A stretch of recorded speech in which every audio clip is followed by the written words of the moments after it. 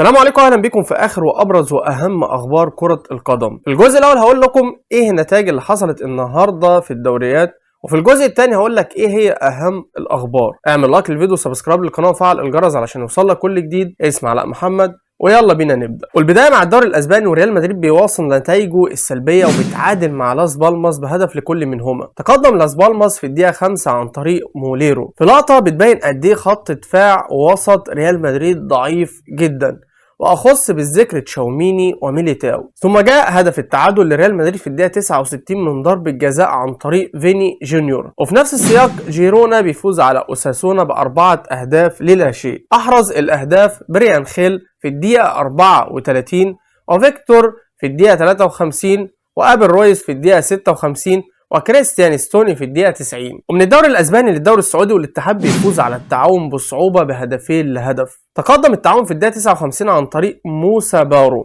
ثم تعادل الاتحاد في الدقيقة 70 عن طريق كريم بنزيما، ثم أحرز المنقذ حسام عوار هدف الفوز للاتحاد في الدقيقة 95. تعالوا بقى ناخد كام خبر كده. المغربي سفيان مرابط بينتقل رسميا إلى فنربخشة التركي، وصفقة انتقال إبراهيم عادل من بيراميدز إلى ليفنتي فشلت، وليستر سيتي بيتحرك بقوة لضم لاعبنا المصري مصطفى محمد. وبكده حلقتنا خلصت النهارده. اعمل لايك للفيديو وسبسكرايب للقناة وفعل الجرس علشان يوصلك كل جديد، واستنونا بكرة في ملخص جديد. صلى على حبيبك النبي. سلام.